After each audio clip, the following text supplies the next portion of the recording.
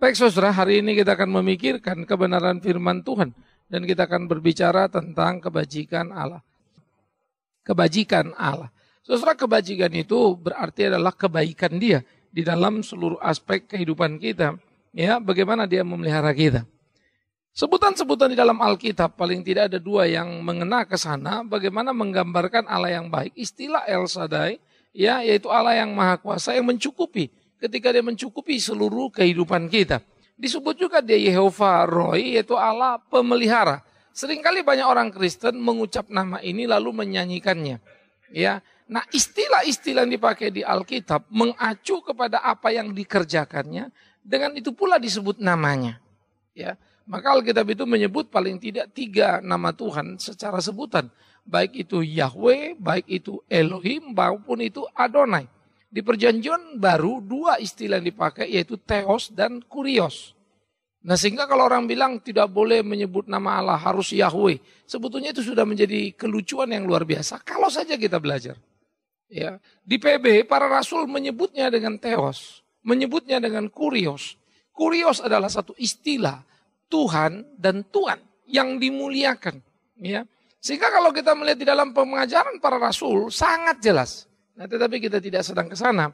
Kita mengenal dulu 2 istilah ini, saudara. Ya, ada kurang lebih dari 9 nama di PL yang dipakai. Kalau di PB hanya ada 2, ya. Kemudian kita bisa melihat Allah yang kita sebut sifatnya yang bajik tadi itu adalah Allah yang tidak bisa dipisahkan karena menyatu dan menyatakan diri seutuhnya. Artinya sifat Allah dan Allah ya sama. Makanya kemudian Yohanes berkata Allah itu kasih. Kan begitu. Kenapa Allah itu kasih? Karena Allah itu maha kasih. Sifat kasihnya nempel sama dia. Kalau kita kasih apa enggak? Tergantung. Hari ini ya besok enggak. Kita baik enggak? Tergantung pagi ini ya malam enggak. Maka kita adalah manusia-manusia yang inkonsisten. Membuat perbedaan kualitatif antara kita dan Allah. Allah bersifat sangat konsisten di dalam hakikat dirinya. Maka kalau disebut dia baik, maka baiklah dia. Karena itu kita seringkali salah memahami Allah ketika kita berpikir Allah tidak baik. Allah tidak dengar doa saya. Itu kesalahan paling fatal pada orang Kristen. Tidak mungkin Allah tidak dengar doamu. Tetapi yang mestinya adalah cek pada kita. Bagaimana sikap hatimu berdoa ketika kemarin Tuhan dengar dan ketika sekarang Tuhan tidak dengar. Yang salah itu apa adalah diri kita. Nah, self control begini yang perlu ditumbuh kembangkan. Sehingga kita mengenali diri lalu kita mampu memahami apa yang salah, apa yang kurang pada hidup kita. Dan kita akan mengalami hidup keberimanan yang sangat indah. Ya, ini penting sekali untuk kita pikirkan bersama-sama bagaimana kita menjalani itu. Semua sifat Allah ada bajiknya, kasihnya, apanya, semua sifat Allah itu sama penting dan sempurnanya. Sekalipun dalam pemakaian ada penekanan sesuai dengan kebutuhan situasinya. Sehingga sifat Allah dinyatakan lebih kepada kepentingan kita. Jadi bukan Allah itu orangnya sih baik, misalnya kreatif. Mana lebih besar kreatifnya atau baiknya? Enggak ada Allah dipertanyakan begitu. Tapi kalau saudara bilang Pak Bingman itu orangnya kreatif, tapi kadang-kadang kurang ini, kurang itu kan begitu kan? Ada hal yang tidak sempurna pada diri saya karena saya bukan Allah. Nah karena itu manusia digugat untuk menemukan kelebihan dirinya tetapi sekaligus menyadari kelemahannya. Baru dia bisa jadi manusia. Ketika manusia memikir bahwa dia lebih pada dirinya dan semuanya bagus, dia tidak akan lagi jadi manusia. Perhatikan kalimat ini baik-baik. Dia akan kehilangan kemanusiaannya. Ya, di sini penting karena manusianya manusia kalau dia menyadari keterbatasannya. Tapi manusia kehilangan kemanusiaan ketika dia tidak tahu keterbatasannya. Ada wilayah-wilayah yang harus kita sadari betul, yang akan mengajar kita. Disitulah perbedaan kita dengan Allah, karena pada manusia sifat itu bisa berbeda dan memiliki klasifikasi tadi, pada Allah tidak. Itu sebab maha menempel pada dirinya. Itulah dia. Ya. Kemudian saudaraku yang kekasih, bagaimana kebajikan Allah dinyatakan Alkitab di dalam Mazmur 145 ayat yang ke-7. Menarik sekali ketika pemazmur berteriak dan menyerukan tentang Allah yang luar biasa itu dan bagaimana dia bersorak-sorai. Karena Allah adalah Allah sumber kebajikan, itu yang disebutkannya. Artinya, tidak ada apapun yang didapatkannya kalau bukan datang daripada Allah. Ya, Allah yang bajik itu juga digambarkan misalnya di dalam Mazmur 23. Tuhan adalah gembalaku yang baik. Sehingga di dalam bagian-bagian seperti ini kita menemukan satu hal yang sangat luar biasa yang digambarkan oleh Alkitab. Dikatakan begini, peringatan kepada besarnya kebajikanmu ya Allah akan dimasyhurkan mereka. Dan tentang keadilanmu mereka akan bersorak-sorai. Tuhan itu pengasih, penyayang, panjang sabar.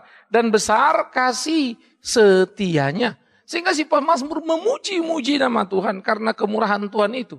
Memuji-muji Tuhan karena kebajikannya itu. Sehingga kebajikannya disebut masyhur. Terkenal. Hal ini menjadi penting saudara yang kekasih. Kalau kemasyhuran Allah terkenal, kenapa umat Allah tidak terkenal kemasyhurannya? It's a problem gitu ya. Kenapa kalau umat Allah itu selalu malah terkenal banyak problemnya?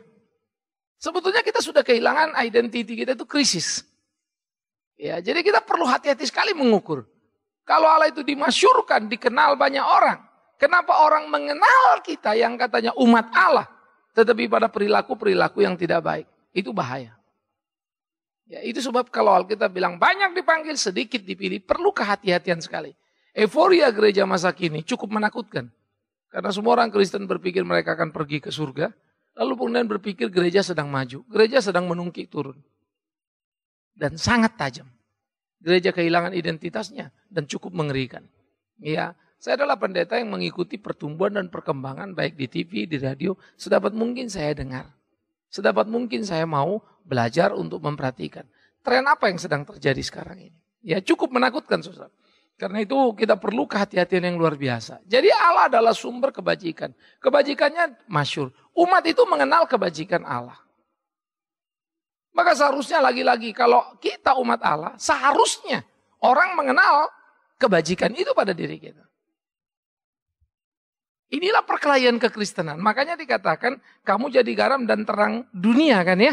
Terang dan gelap kan beda bumi langit. Artinya mestinya kita dan orang dunia beda bumi langit dong. Prinsipnya, falsafahnya, wah itu mestinya beda kan gitu.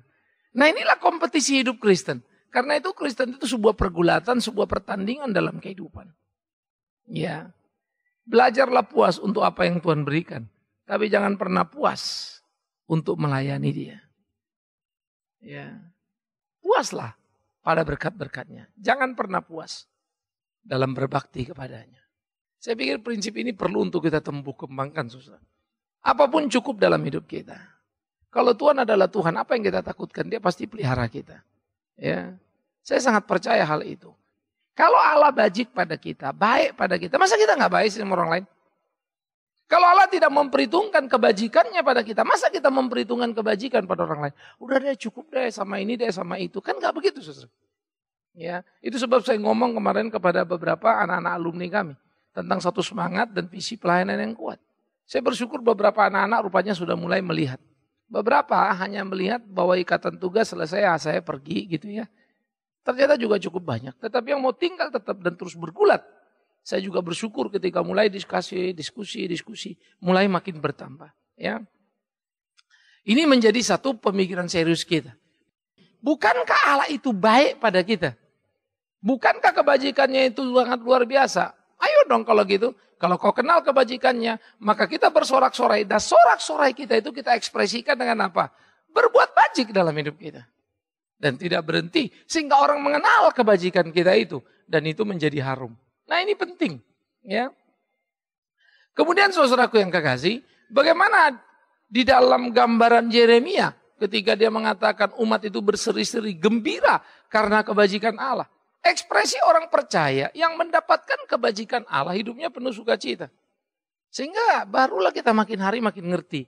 Kenapa Paulus bilang ya bersukacitalah kapan? Senantiasa. Artinya dalam suka dan duka. Bagaimana orang bisa bersukacita? Dalam kedukaan. Nah itulah kekristenan. Maka kalau bilang Allah tidak pernah mendatangkan rancangan kejahatan. Tapi rancangan damai sejahtera. Tidak sama dengan Anda sehat. Tidak sama dengan Anda kaya raya. No. Rancangan damai sejahtera. Kemampuan menerima penderitaan dan menikmatinya. Nah itulah Rasul Paulus di penjara. Jadi kekristenan itu. Waduh kualitas itu tinggi. Jadi kita seringkali salah memahami Alkitab itu. Ya. Sehingga kalau lagi ada problem, udah lagi ada problem loh. Problem itu adalah, problem bukan apa yang terjadi. Tapi problem adalah, kamu bisa atasin nggak? Enggak. Waktu kita nggak mampu mengatasi, itu problemnya. Ayub Kehilangan hartanya, anak-anaknya, istrinya, kesehatannya, temannya. Ya. Tapi ternyata nggak jadi problem. Karena Ayub tetap bertahan dan berharap pada Allah. Allah memberi, Allah mengambil. Dan dia kuat dalam iman percayanya. Maka tidak ada herannya kalau kemudian kita bilang Tuhan memberikan lagi dia 2 kali lipat. Urusan kecil itu. Dan itu pun bukan sesuatu yang hebat. Lalu yang kemarin hilang sedih, lalu yang ini gembira. Enggak. Sama gembiranya. Karena Ayub tidak berubah. Ada tidak ada harta dia sama. Mau 2 kali lipat bagi dia nggak masalah. Bagi kita aja yang mata kita hijau ya. Coba gue yang 2 kali lipat. Kan begitu ya. Kitanya yang semangat setengah mati. Lalu kita memperkosa cerita Ayub untuk berharap Tuhan memberkati kita apa? 2 kali lipat. Menderitanya kagak pernah mau. Nah ini kejahatan. Jadi banyak sekarang gereja-gereja penjahat luar biasa karena mengkhotbahkan. Orang Kristen gak akan susah, gak akan menderita, hidupnya mulus dan semuanya oke. Bagi saya itu kejahatan menakutkan. Nah itu menodai kekristenan. Tapi betul kata Tuhan Yesus. Pengajar-pengajar sesat itu makin luar biasa. Dan kesesatan itu yang repot adalah kesesatan yang imitasi. Mirip, serupa tapi tidak sama. Sehingga orang kecewa dan ketipu. Karena ada sesat yang nabi palsu benar-benar palsu. Yang imitasi ini yang repot. Ada yang betul-betul melawan Kristus lalu mengajarkan yang baru. Begitu ya. Tapi kalau yang satu ini miripnya setengah mati. Tetapi ternyata esensinya di dalam berat. Nah bagaimana mengetahui? Dengan melatih diri kita. Mengenal kebenaran. Kemudian kita melihat bagaimana kebajikan itu membuat umat kenyang dan puas. Istilah ini menarik saudara. Kalau kita sudah makan, kenyang, puas. Waduh itu yang paling sulit. Banyak orang kenyang belum tentu puas. Kenyang, puas. Nah, kurang sih Pak. Di Roma ada satu tradisi yang sangat jelek ketika mereka hidup dan pesta pora. Sehingga Paulus berkata janganlah hidup dalam pesta pora. Karena mereka memang sangat hedonis. Mereka itu makan, sudah kenyang tapi belum puas. Sudah makan ada 30 macam. Baru makan 10, masih pengen 20. Apa yang mereka lakukan? Mereka ke kamar mandi, masukkan tangan. Puas. Muntah, rapi-rapi lagi, makan lagi. Udah kenyang lagi, puas. Belum, ke kamar mandi lagi. Ya, sehingga mereka dikatakan menuhankan perut mereka. Bagi mereka kepuasan adalah ketika menikmati semuanya. Lalu dia tidur menengkur, kok, dan seterusnya. Puas. Tapi puasnya sudah membuang rezeki Tuhan. Dimakannya, dimuntahkannya. Itu tidak Kristiani. Dimuntahkannya dengan sengaja. Dibuangnya. Sehingga dirinya lah Tuhan yang harus dipuaskan. Seperti kita harusnya memuaskan Tuhan, memuji Tuhan. Begitulah dia memperlakukan dirinya. Nah palsapa begini, ini sangat menakutkan. Saudara. Celakanya orang Kristen sekarang pun sama. Berdoa supaya Tuhan berkati dia, ya kan? Jadi kepala bukan ekor, jadi kalau minta apa aja dapat. Kalau nggak dapat terus marah sama Tuhan. Bahaya kan? Jadi kita udah banyak sekali nggak Kristen, tapi bajunya masih Kristen. Kayaknya sih mirip. Karena ayatnya diambil lalu dipelintir. Nah di sini kita belajar untuk hati-hati melihat semuanya. Karena kalau kita menemukan keutuhan originalitas dari sikap beriman, wow, itu indah. Ya, itu akan menguatkan kita dan meneguhkan kita.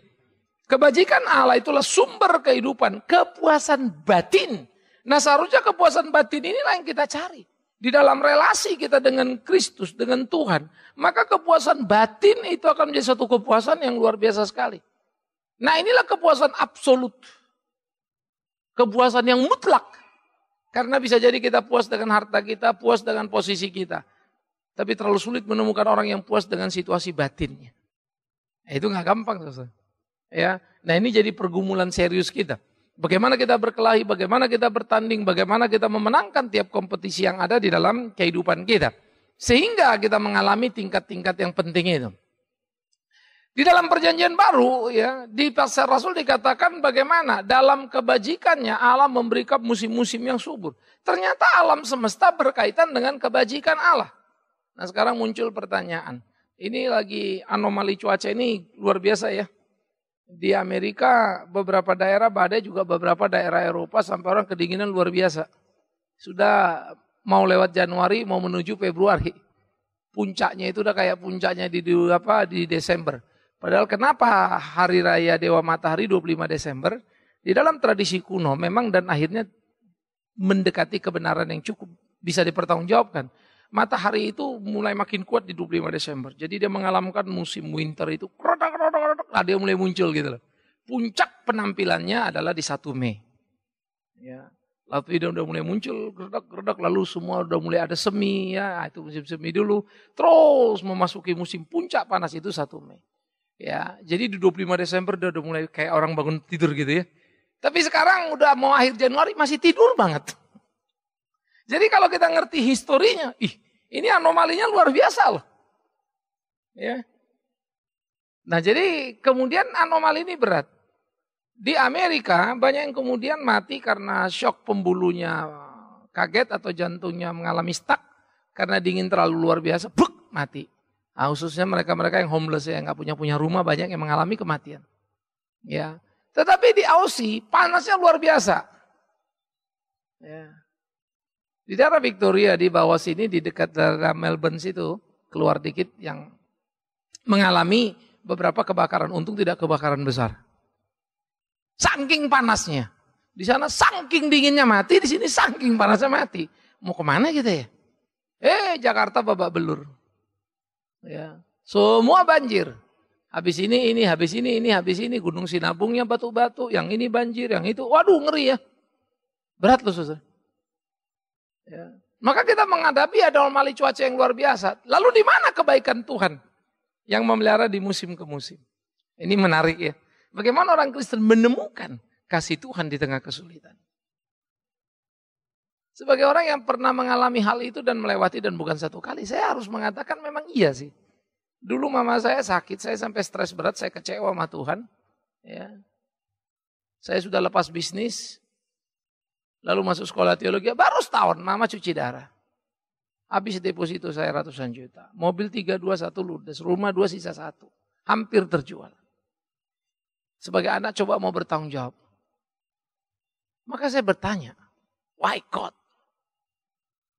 Sampai kalau saya mau doa itu 3 bulan pertama mama saya sakit, susah saya berdoa. Nggak tahu saya mau ngomong apa. Melawan tidak berani, tapi bersyukur juga nggak mampu. Hanya diam aja kayak orang apa gitu ya. Sementara sekolah teologi itu jadi lucu tuh. Seperti kewajiban yang dipenuhi. Ya. Lalu sampai 1 hari saya di dalam doa saya lagi diam begitu. Saya merasakan 1 kalimat. Apakah kau cinta aku? Lalu saya kayak mikir, sendiri. Iya kalau aku cinta Tuhan kenapa ribut, kenapa gini. Lalu saya nangis, Tuhan ampuni aku. Kupikir aku mencintaimu. Kupikir aku mengasihimu. Tapi tidak, aku terlalu mengasihi diriku. Habis itu saya rasa plong, lalu saya jalani semuanya. Justru di sampai mama saya kemudian meninggal. 2 tahun kita urus. Tuhan panggil. Tapi di situ saya justru menemukan kelegaan yang hilang. Di mana? Dihilangnya harta deposit saya itu yang saya kumpulin bertahun-tahun waktu bisnis. Hilangnya semuanya itu malah membuat saya jadi plong. Saya jadi bingung sendiri dengan suasana batin saya. Sekarang saya ngerti apa artinya. Tapi susah memang ngomonginnya ya. Kalau orang nggak ngalaminnya. Nah karena itulah pemahaman-pemahaman gini yang perlu kita punya. Siapa bilang tidak? Tapi saya enggak tuh Pak. Berarti relasimu dengan Tuhan terus perlu diperbaiki. Pengenalan pemahaman Tuhan baik, enggak akan ada yang salah. Tapi dia selalu memberi waktu kepada kita untuk kecewa, untuk marah. Saya marah, saya kecewa. Tapi kemudian bisa ngerti itu. Tapi ketika lewat hari ini baru saya bilang, iya ya. Untung loh mamaku mengalami sakit, saya babak belur. Untung loh saya juga pernah sakit. Akhirnya saya tahu siapa saya. Bahwa saya pernah kecewa sama Tuhan. Jadi kalau orang kecewa sama Tuhan saya juga bisa ngerti itu.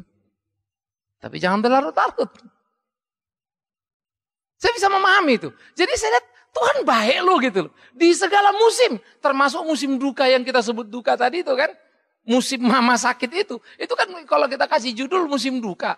Baik loh dia gak ada yang salah loh. Di tiap musim. Tapi saya gak mampu menangkap itu. Perlu waktu bulanan untuk ngerti. Awas. Jangan salah menduga Allah. Ya. Nah itulah kebajikannya yang menghidupkan umat. Kegairahan kita dimunculkan. Kami bikin sekolah di Kalimantan bukan gak ada persoalan, numpuk bola balik datang. Tapi saya makin teguh dan terus berjalan. Kapan ada pelayanan tanpa persoalan? Omong kosong itu. Tapi sejauh mana kesetiaan kita teruji, itu menjadi bisnis yang paling utama. Tetap pada jalur yang semestinya. Dan kita percaya pertolongan Tuhan. Nah disinilah kita dihidupkan. Sehingga saudara, Allah itu betul-betul menjadi sumber kebajikan yang mengisi semua lini kehidupan orang percaya. Tidak ada satu lini pun yang lolos. Dan dia terus penuhi. Tapi ingat ya, tidak sama dengan semua yang kita inginkan dapat. Karena hidup kita bukan apa yang kita inginkan loh. Hidup kita adalah menaklukkan keinginan diri pada siapa? Keinginan Allah. Karena orang Kristen apa? Ikutlah aku kata Yesus. Apa? Disuruh ngapain kita? Sangkal diri. It's not you, it's me. Mau nggak? Kalau nggak jangan. Kalau masih mau-maumu, omong kosong itu. Jangan pernah berpikir untuk menolong Tuhan ya. Kita seringkali berpikir mau bikin ABCD untuk menolong Tuhan. Hati-hati loh. Jangan coba-coba menolong Tuhan. Kalau kita bekerja dengan benar, kita mendapatkan kursi yang benar, posisi kita benar, kuat setengah mati itu. Saya belajar kok. Karena posisi kita tanggung maka kita kalah. Karena itu pantas Tuhan bilang ya, jadilah yang terbaik itu kan. Yang terluar biasa itu. Itu kompetisi hidup kita. Makanya dia menghidupi kita di seluruh lini hidup kita. Betapa kebajikannya tidak tertandingi. Ya. Nah saudara, Petrus mengingatkan kepada kita di dalam 2 Petrus 1 ayat 5 apa? Kalau kebajikan Allah itu nyata, maka umat juga harus nyata sebagai gambar dan rupa Allah yang sudah diperbarui. Maka dia mengatakan gini loh, hendaklah engkau menambahkan kepada imanmu kebajikan. Saya suka itu. The Seven Stages ya, saya pernah khotbahkan itu 7 tangga ya. 7 anak tangga ini adalah bagaimana proses pertumbuhan keimanan seseorang yang digambarkan oleh Petrus. Ya, dikatakan begini dari ayat 5, nanti saudara bisa catat baca di rumah ya. 2 Petrus 1 dari ayat 5. Justru karena itu kamu harus dengan sungguh-sungguh berusaha untuk menambahkan kepada imanmu kebajikan. Kepada kebajikan pengetahuan. Kepada pengetahuan penguasaan diri. Kepada penguasaan diri ketekunan. Dan kepada ketekunan kesalehan. Kepada kesalehan kasih akan saudara-saudara dan kasih akan semua orang. Keren ya. The process of faith kita itu begitu. Jadi nggak ada bilang, saya beriman. Kalau kau bilang kau percaya Tuhan, saya percaya Tuhan, saya percaya Yesus. Setan juga percaya, apa hebatmu? Saya suka Tuhan Yesus sendiri ngomong. Rasul-rasul bilang, kalau kau bilang kau percaya Allah, setan pun percaya dan gemetar. Orang malah jahat ya. Tuhan Yesus pun disalibkan. Nah itulah kejahatan kita. Kalau setan melihat Tuhan Yesus lari, nah, itu di Gadara. Apa urusanmu dengan kami, ya anak Allah? Waktu kami belum tiga, kenapa kami mau disiksa? Nop, pergi. Kalau gitu izinkan kami pindah kemana? Babi-babi itu. Maka pindahlah mereka. Setan ngeliat Yesus nggak kenal dan takut. Ahli Taurat lihat Yesus nggak kenal, disalib. Gendeng kan? Ayo jahat mana? Setan sama ahli Taurat. Jahat setan. Jahat mana kita sama ahli Taurat? Wong ahli Taurat aja tahu jahat, apalagi kita yang nggak tahu Alkitab. Mungkin kita penjahat yang lebih jahat lagi kan gitu ya. Bisa, yes. Makanya kita berkelahi di situ. Untuk hidup seperti apa yang Tuhan mau. Nah karena itu tambahkanlah kepada iman. Tidak cukup hanya imannya, itu kebajikan. Ya, Yakobus pernah menggugat orang-orang Kristen mula-mula. Hei, ingat, iman tanpa kebajikan apa perbuatan apa? Mati. Kalau kau bilang punya iman, ini perbuatanku. Mana imanmu? Bagaimana aku tahu adalah imanmu? Kalau tidak melihat perbuatanmu. Oh saya percaya Allah mah gini-gini. Tapi kelakuanmu tidak menunjukkan itu. Saya percaya Allah pelihara kita begini-begini. Tapi kamu gila-gilaan tuh menghalalkan segala cara kalau cari uang. Kalau Allah pelihara kamu jangan begitu dong. Kan gitu kan ya. Sehingga ada ukuran-ukuran yang menolong kita sebetulnya dalam kehidupan ini. Membuat kita tidak menjadi liar. Ya, di situ kita menjadi tertib dalam kehidupan dan menunggu pertolongan Tuhan itu dengan kesungguhan. Ya. Kekurangan seringkali membawa kita dekat pada Tuhan. Tapi kelebihan kita membuat kita justru jauh dari Tuhan. Tapi kan enggak kita berdoa Tuhan kalau gitu buat laku kekurangan saja jangan kelebihan. Ya enggak itu juga kan ya. Tapi bagaimana kelebihan yang Tuhan kasih kita pakai untuk melayani Tuhan. Nah itulah jadi pergumulan tidak gampang. Ya, makanya dinamika hidup beriman itu begitu luar biasanya. Karena itu tambahkan pada imanmu kebajikan. Lalu dikatakan oleh Petrus tambahkan kepada imanmu kebajikan, pada kebajikan apa? Pengetahuan akan Alkitab tentunya ya. Kepada pengetahuan dan penguasaan diri supaya kau jangan besar kepala. Kalau banyak taumu lalu kau pikir kau hebat. No. Gitu ya. Lalu kepada penguasaan diri apa? Ketekunan. Lalu kepada ketekunan apa? Tekun itu apa? Sabar menderita, tahan banting itu tekun. Dan pada ketekunan apa? Saleh. Bagaimana sikap hidupmu, etikamu yang tinggi, ibadahmu yang sungguh begitu. Lalu kepada itu apa? Kasih pada siapa? Saudara seiman dan kemudian semua orang. Wih keren ya. Itu puncaknya, itu topnya. The prosesnya ada 1, 2, 3, 4, 5, 6, 7. Naik gitu ya. Nah kita ada di level yang sedang kita bicara itu level 2. Kebajikan itu. Sesudah kita beriman, kita percaya menerima kasih karunia-Nya. Bagikanlah cinta kasih itu. Ya, Yakobus mengatakan dan mengingatkan kepada kita bahwa sifat dan kebajikan Allah itu ya maha dan menetap pada dirinya. Diberikannya pada orang yang diperkenannya. Semua umat menikmati kebajikan Allah yang bersifat umum. Namun tidak pernah bersyukur atas hal itu. Semua manusia dapat matahari dari siapa? Dari Tuhan. Tapi nggak ada yang bilang terima kasih Tuhan kan. Copet, maling, pembunuh itu juga dapat matahari ya dari Tuhan. Tapi dia membunuh di bawah matahari yang Tuhan berikan. Maka kalau kita tidak tahu bersyukur atas hidup hari-hari kita, artinya kita sama aja sama penjahat yang lain itu kan. Karena itu bersyukurlah.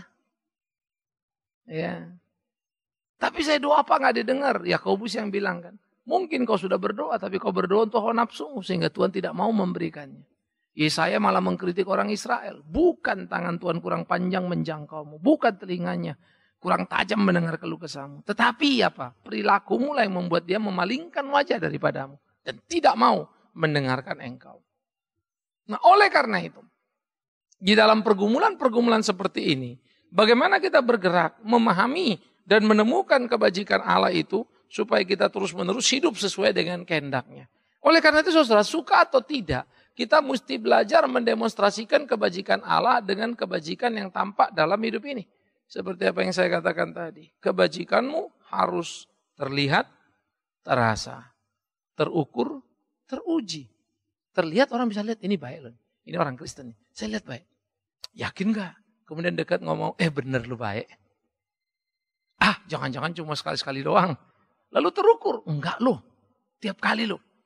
Iya tiap kali itu tiap kali ketemu. Jangan-jangan sebetulnya kalau ada masalah dia gak begitu. Lihat lagi. Bener kok. Konsisten. Teruji jadi. Nah itu pertandingan kita saudara. Jadi orang Kristen itu sangat sederhana, sangat simpel, nggak ribet-ribet amat. Jadi orang Kristen bukan orang kaya, juallah seluruh harta kekayaanmu hidup miskin. Enggak, Tuhan nggak suruh gitu. Jadi orang Kristen bukan yang miskin-miskin berdoa supaya kamu kaya raya. Enggak ada ayatnya itu. Jadi orang Kristen apa? Apa yang kau rasakan Tuhan lakukan padamu? Lakukanlah itu pada sesamamu. Simpel kok. Oh kalau gitu saya nggak perlu mengasihi sesama dong Pak. Kenapa? Karena saya nggak merasakan kasih Tuhan. Nggak apa-apa. Memang kamu berarti belum kenal Tuhan. Tuhan nggak tuntut kita kok atas apa yang Dia tidak berikan pada kita. Menarik ya. Kalau Tuhan berikan matahari pada semua orang termasuk pada kita. Kenapa sih kita nggak nolong semua orang? Kenapa harus orang Kristen aja yang kita tolong? Ada orang mau makan agamanya, tapi dia nggak Kristen udah jangan kasih makan. Kenapa sih kita hanya baik pada orang-orang tertentu lalu orang lain karena dia levelnya di bawah lalu kita jadi kurang ajar betul sikap kita misalnya. Kenapa sih jadi menghina? Kan gak boleh begitu. Tuhan kan gak begitu. Nah, sehingga di dalam pergumulan seperti inilah kita perlu untuk menyadari sehingga hidup kita sungguh-sungguh bisa hidup berkenan kepada Tuhan itu. Ya, akan sangat indah dunia ini, akan sangat luar biasa dunia ini kalau saja hidup kita seperti apa yang Allah mau. Maka kalau saudara bilang, mari kita beri harapan pada masa depan. Caranya bagaimana? Cuma satu, hiduplah sesuai kehendak Tuhan. So easy. Jadi dunia itu lagi berkutat begini, bagaimana PBB bikin ini, bikin omong kosong itu. Karena pada waktu mereka bikin, malah mereka melupakan Tuhan yang hidup itu.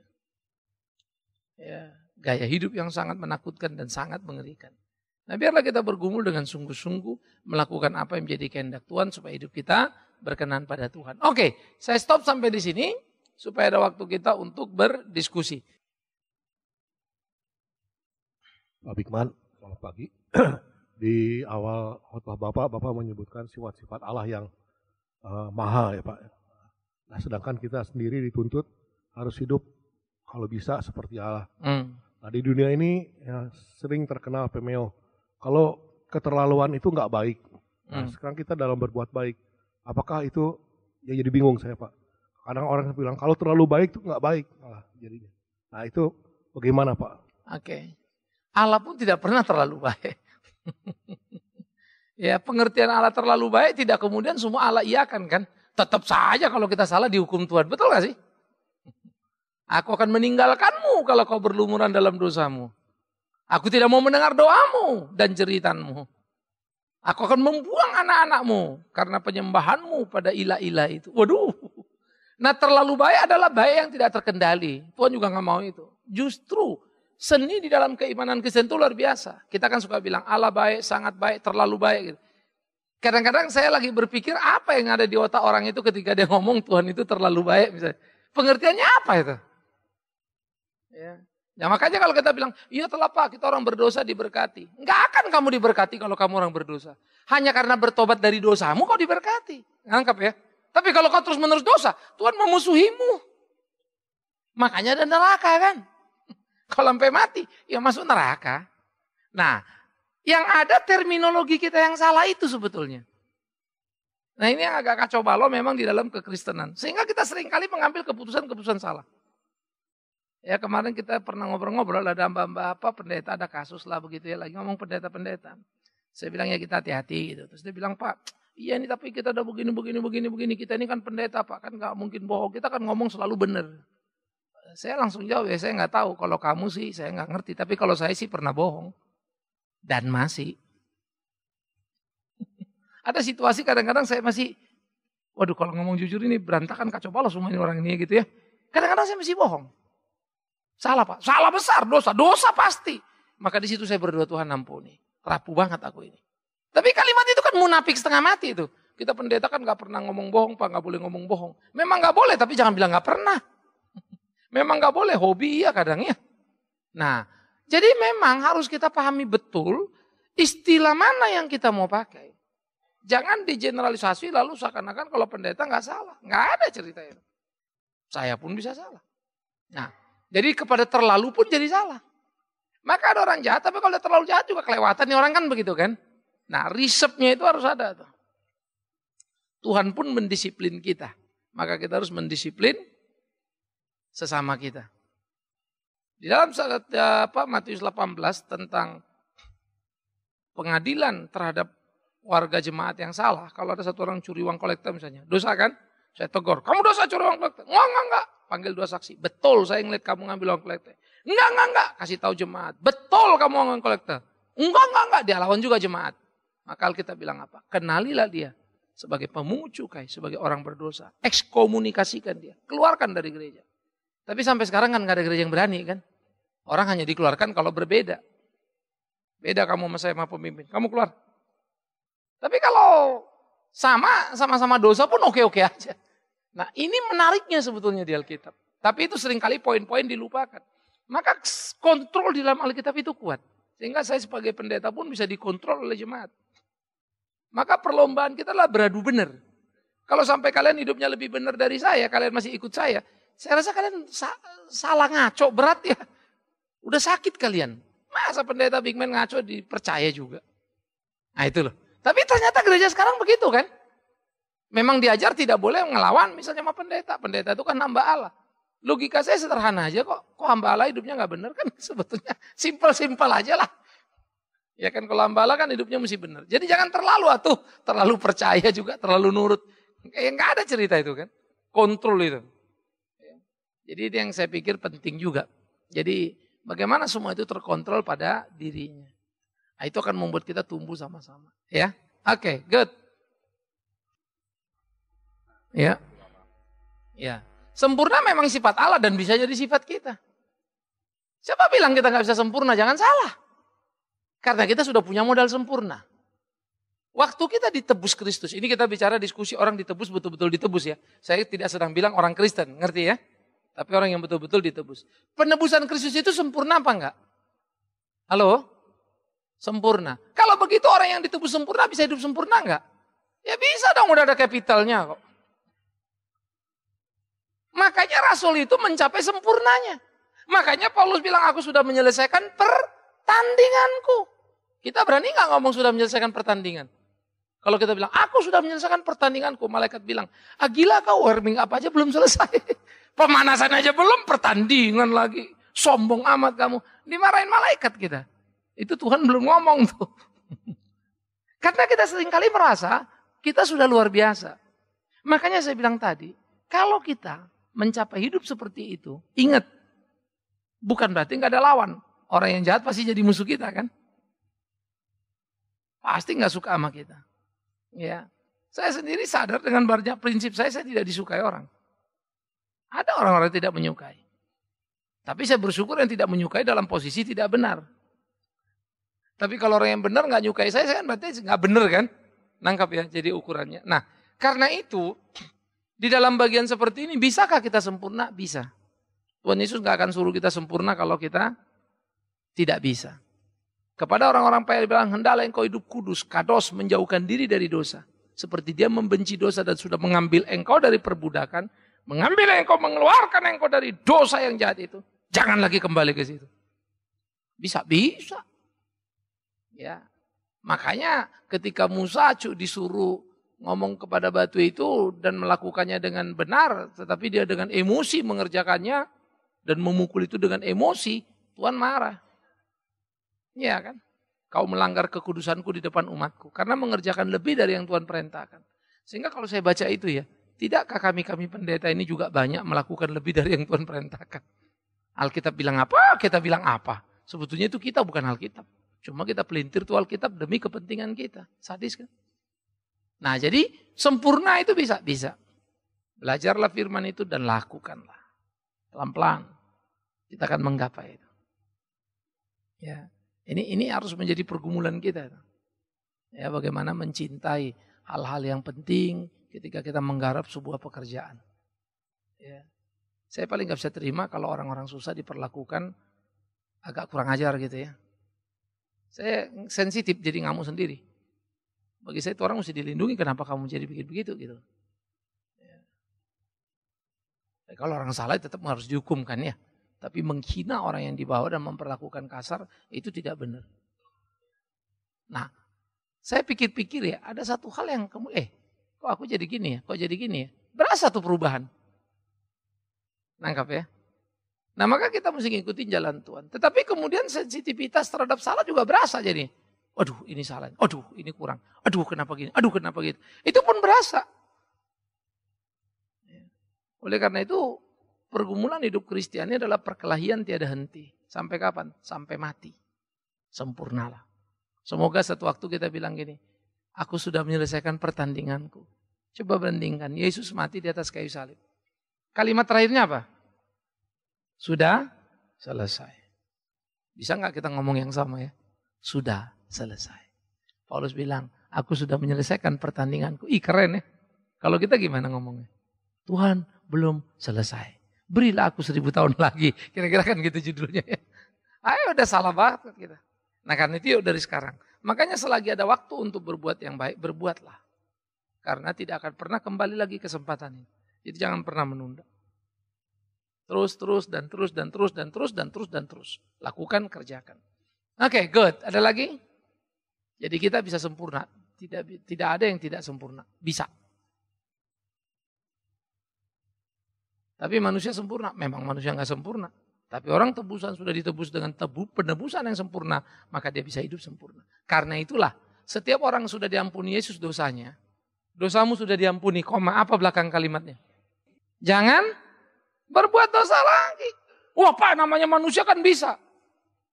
Itu kalimat Yesus. Kalau gitu Yesus salah minta kan? Jangan berbuat dosa. Karena bisa dia gak berbuat dosa lagi. Kenapa? Karena dosanya sudah ditebus. Kalau enggak Yesus juga gak minta. Gitu ya. Nah makanya tadi saya bilang. Sangat bergantung pada kondisi kita. Apakah dosa kita sudah sungguh ditebus. Dengan penebusan itu pasti akan kelihatan. Maka dibilang pohon dikenal dari apa? Buahnya. Korek. Maka jadi Kristen itu gampang ya. Ya jadi bener aja. Itu aja kok. Nggak ribet-ribet amat. Jadi Kristen itu bukan Anda jadi pendeta, jadi pengkhotbah. Enggak. Kalau Tuhan kasih talenta ya tanggung jawab. Ya. Makanya saudara bisa menjadi orang yang paling disukai Tuhan dan lebih disukai Tuhan ketimbang Bigman Sirait. Makanya janda miskin itu yang dipuji Tuhan sebagai pemberi persembahan yang terbaik. Bukan orang-orang lain. Dan juga bukan rasul loh. Janda miskin itu. Siapa penginjil paling hebat sebelum kematian Kristus di dalam Alkitab? Di perjanjian baru. Penginjil paling hebat sebelum Yesus mati di atas kayu salib. Yunus. Ya salah. Itu PL mundur ke belakang. Yunus itu dablek itu. Ngomong ngoceh-ngoceh sambil marah-marah. Tetap aja Niniwe bertobat. Itu keren itu. Ini ini hamba Tuhan udah, ngapain aku di dia ngomong, kalian tobat, tobat beneran. Itulah pembelajaran. Tuhan yang mempertobatkan orang dan bukan pendeta. Bisa ngerti ya? Tapi penginjil paling hebat di dalam sepanjang sejarah Alkitab sebelum kematian Kristus, perempuan Samaria. Begitu dia dipertobatkan, dia kembali ke kampung, satu kampung percaya. Tetapi kalimat terakhir, hei perempuan, sekarang kami percaya bukan karena apa yang kau katakan, karena kami melihat dia, Sang Mesias itu. Itu keberhasilan pendeta. Kamu percaya bukan karena Bikman Sirait, tapi kamu bertemu dengan Kristus. Kalau aku bawa kalian jadi Kristen, percaya kagum sama Bikman Sirait, saya fail. Saya mesti bisa bawa kalian ketemu Kristus. Habis itu saya mesti mundur. It's not me, it's you with Christ. Kesalahan gereja sekarang, orang ikut siapa? Pendeta. Bukan ngikut Kristus sebetulnya.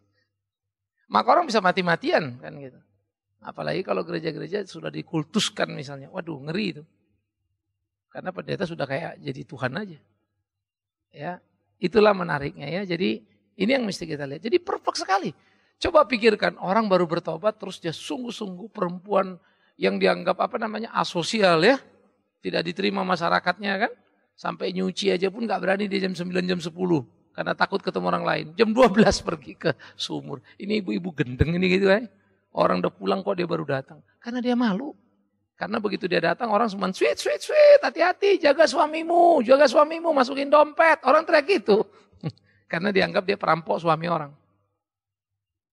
Ngeri kan? Sampah masyarakat.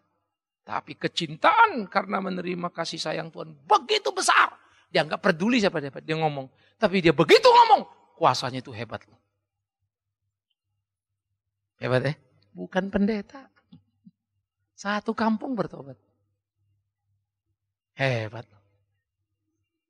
Maka di dalam PB itu ya, penginjil terhebat, perempuan Samaria. Pemberi persembahan terhebat, janda miskin. Laki-lakinya keder semua. Yesus disalib lari. Yang ada juga ngejual Yesus satu gitu ya. Tapi memang petantang-petantang semua lakinya. Aku hebat, aku jago. Jual Yesus. Aku tidak akan, yang lain boleh lari. Nyangkal. Keren-keren sih statementnya. Tapi wanita juga yang muncul ke depannya.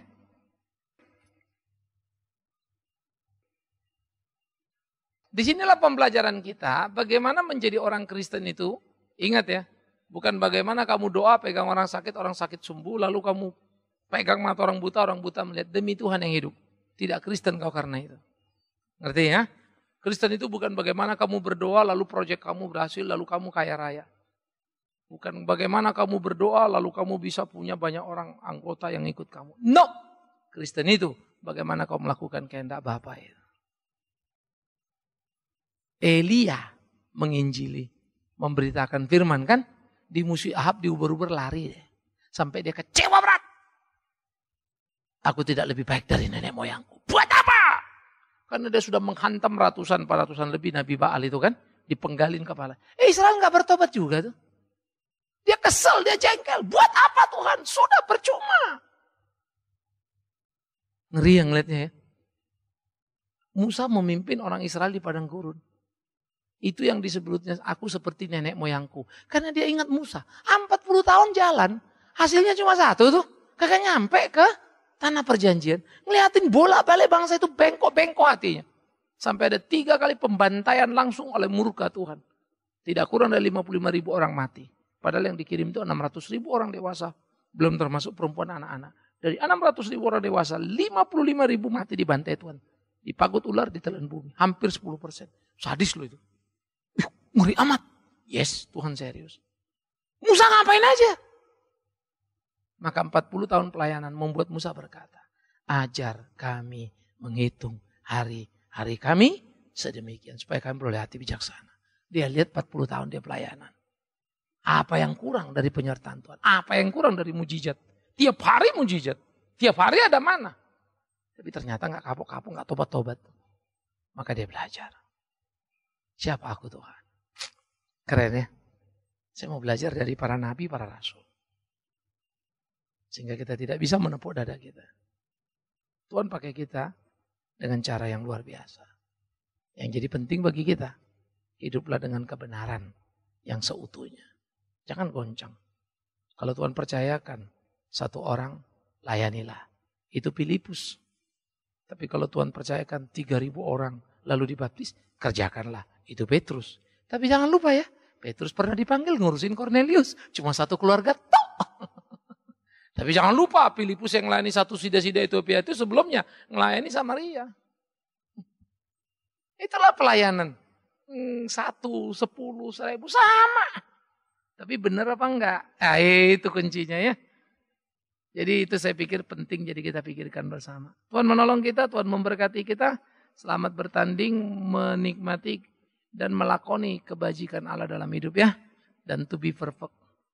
All of us must to be perfect. Harus sempurna. Nah ini bisnis kita nih, kejar-kejaran ya. Biarlah Tuhan menolong kita, Tuhan memimpin kita. Kita berdoa.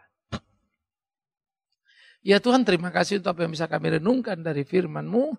Terus ajar kami hidup seturut kehendak-Mu, berjalan di jalan-Mu untuk puji hormat bagi nama-Mu. Kami serahkan hari-hari kami, ya Tuhan. Tak mudah, tapi inilah pertandingan pergumulan yang harus kami menangkan. Menjadi sempurna, sama seperti Tuhan. Bapa di dalam surga, terima kasih untuk semuanya. Biarlah hidup kami terus dimampukan kami mengontrol diri kami, mengauditnya. Supaya yang kurang kami tambah, yang buruk kami buang. Dan hidup kami terus semakin menjadi seperti yang Tuhan mau. Kami serahkan gereja-Mu, jemaat-Mu, tolong tuntun pimpin di kehidupan keseharian. Supaya kami terus berjalan pada jalan-Mu. Kami berdoa bagi anak-anak kami. Sebagai generasi penerus gereja, berikan mereka bijaksana, jalan yang benar kiranya yang mereka tempuh. Dan kami orang-orang tua boleh menjadi role model. Kepada rekan-rekan majelis, pengurus gereja, berikan kesehatian bahu-membahu, melayani dalam kemurnian batin. Sehingga kami boleh sungguh-sungguh melayani dan menyenangkan hati-Mu.